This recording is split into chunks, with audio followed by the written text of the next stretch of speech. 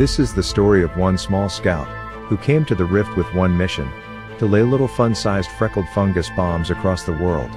This is the story of a strong-willed rabbit, who in the face of adversity,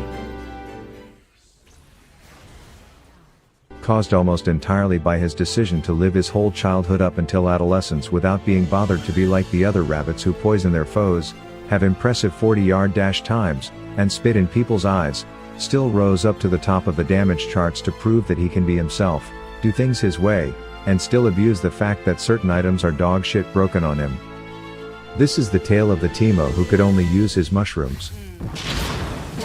Now a little background on how we got here. I'm a YouTuber, so I actually still was inspired to tell the tale of Teemo by a video from a smaller YouTuber whose name I won't mention because that would be giving him credit and that would be non-YouTuber like, so for the sake of this video we will just call him X, and X showed that with a specific build and specific runes you can make this champ's mushrooms into quote-unquote hydrogen bombs, and since I liked it but I'm also a YouTuber, I took the idea way too far by refusing to level up any of my other abilities so that I could clickbait the idea harder while also showing how insane this build is.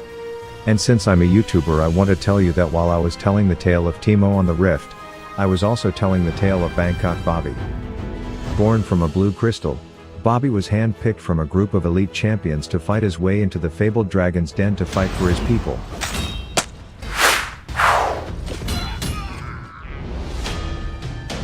He failed miserably and was sent back to the noob missions to level up his skills, where he was faced with some close battles.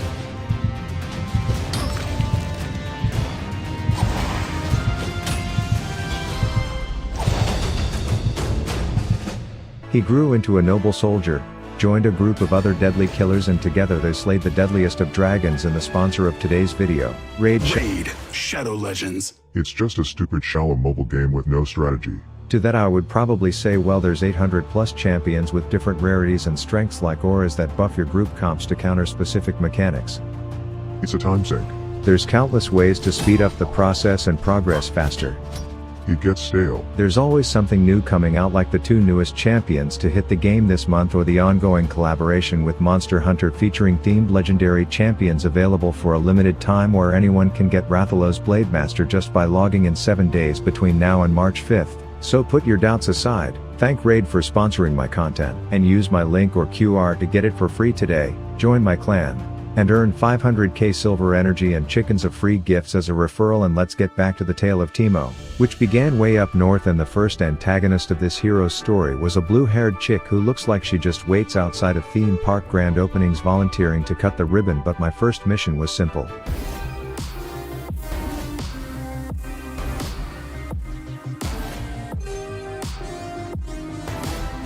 And while she was busy speed-running crew cuts on my Hogwarts babies, I was trying to poke with my unenhanced spitballs until I received word that the rock vendor Uber Eats decided to finally show up, expecting a tip on top of that borderline criminal delivery charge for her role in this production of Make Sweeney Todd's Barber Die. But similar to the tale of Teemo, I was the main character in this one as well, which also unlocked the moment I had trained my entire life for.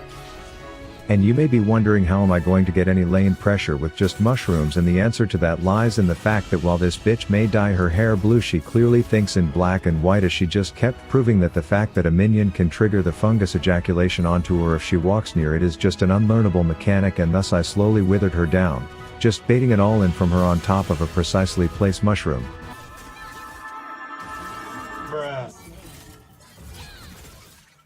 As both sides backed out, and while she thought I too would be basing to heal up, I was outboxing her in this game of 5D chess strategy, opting to push in, thinking about the fat advantage I was about to. Long story short, that ganking ghastly drunk drove a large shoe crab into our statue, so after cleaning up its little sperm cell babies, I called in backup to return the pressure, placing one freckled fuckboy under tower, thinking there's no way this scissor shitter is going to hit it, but she kept proving harder and harder to underestimate.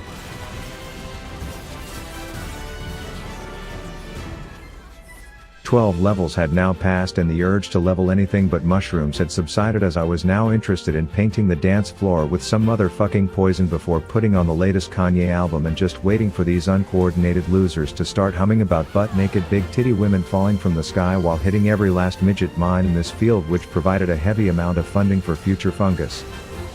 My confidence was growing, My mission to plant shiitakes while shitting and taking towers was uninterrupted by any foxy hottie in my way, despite how charming. Because I knew it was 2024, which meant most chicks online with her figure can be found and watched getting fucked if I searched for it long enough, and sure enough I found one with a clown doing it as a weird touch. Turns out if you are one of those incel grubby libtards trying to cancel Mr. Beast, then consider the fact that his Team Trees initiative had some of these motherfuckers fighting each other for the land, and the thought of that had me feeling triggered, which took away from my excitement about earning my first ability-less killing spree. That said, team fights were going surprisingly well despite my vow to only lay down little land mines during fights.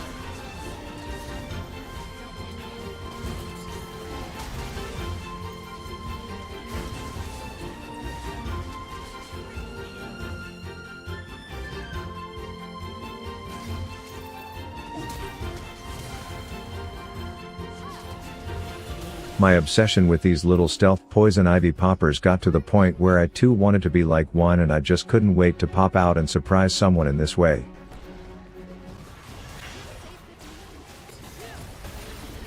Barbara Streisand was getting baited like a dick in a fleshlight and spreading the infection explosions onto her friends while I was taking trips up north to lay freckled flowers at the funeral site of some split-pushing shit stain trying to write a bad ending for the tale of Teemo.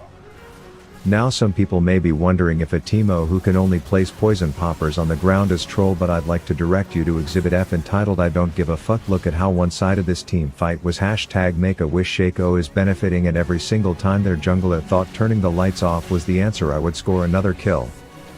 I will admit the fact that every game in my elo changing from Summoner's Rift to literal ARAM did slightly complicate my life's mission to be a celibate poison planter, but the combination of items that Uncle Rita thought would be a good idea had me thinking these ults were being supplied by a sweatshop that didn't give breaks to the kids working on the shroom lines.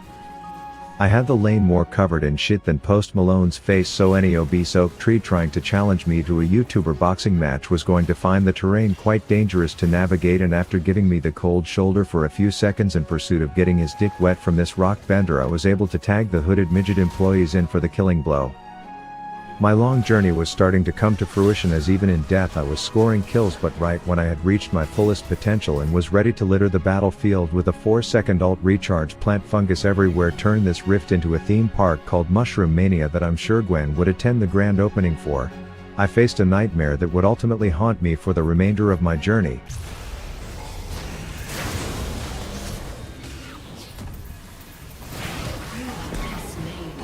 As the tale would take a dark turn. You see, there comes a point in every Teemo's timeline where the inner demon needs to come out. He says fuck the pacifist playstyle and levels up his other abilities, outplaying the dumb dicko fuck out of any anime cosplaying muff puncher in his way. He has little nukes planted deep in the enemy forest to assist with early invades. He knows just the line to dance when it comes to playing cat and mouse long enough for Purple Tits Jock McGee over here to get bitch baited into dying to a gank. Trips to the south involve parkouring blind killing blows, interrupting backs and then waiting for that sweet announcement, and opportune timing to make an unexpected visit on some unsuspecting shitters. Sure, they can reveal you, but there's a battlefield of small smiling hydrogen bombs that they have to meet before they can say hey and go back to Fountain. You don't fear death, because you come from hell, as you stare bad decisions in the eyes and leave with little 3,000-year-old girls burning to death. You perfect the art of curving bullets and cutting off escape paths, which leaves only one logical ending to this story. 4 idiots giving up on you, because at the end of the day, this is still League of Legends. Stay tuned for more tales of the Rift, and don't forget to use my link below to download the Rady Shady so you can join my clan and give it a try. Rav out.